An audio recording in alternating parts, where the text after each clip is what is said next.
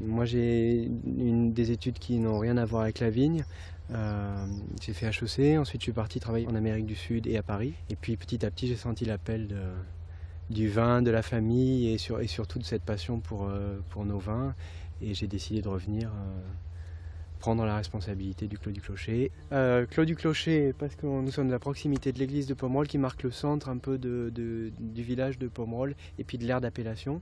Ma famille est propriétaire du Clos du Clocher depuis les années 20. Ça a été acheté par mon arrière-grand-père qui avait toujours rêvé d'un très grand terroir de Pomerol et il a constitué ce domaine à force de racheter quelques parcelles. Ici c'est une petite propriété, 5 hectares 90, ça nous permet vraiment de faire de l'artisanat, on va dire. Il n'y a évidemment pas de désherbage chimique, il y a d'impact le minimum possible et on est en train de faire des essais sur des parcelles carrément en bio.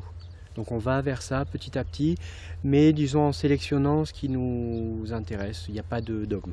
Le cuvier du Clocher, c'est un petit cuvier comme vous pouvez le voir, hein, c'est vraiment une cuisine, moi je dis, hein, on est un peu des chefs cuisiniers. Avec des cuves qui sont en ciment. Il y a une bonne inertie thermique. Ce sont des cuviers assez typiques des années 50 d'ici de Pomerol et qui, moi, me conviennent bien dans la façon dont on veut faire les vins. Comme en vinification, ici dans le chai barrique, il n'y a pas de règle absolue.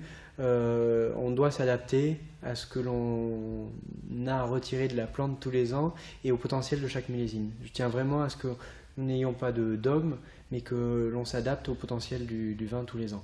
Tout au long de l'année, c'est des dégustations régulières pour voir comment évoluent nos vins, est-ce que ça ne sèche pas, est-ce que le bois leur apporte ce que l'on apprécie, est-ce qu'il y a construction d'un vin qui est homogène tout en étant complexe, ou est-ce que par moments c'est un peu haché, auquel cas on peut essayer de retravailler nos assemblages au fur et à mesure de l'élevage.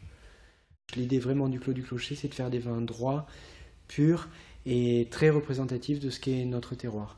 On a peut-être la malchance d'être sur une petite propriété, mais ça doit être une chance pour pouvoir vraiment en faire un petit bijou de qualité et de pureté et de précision dans notre travail.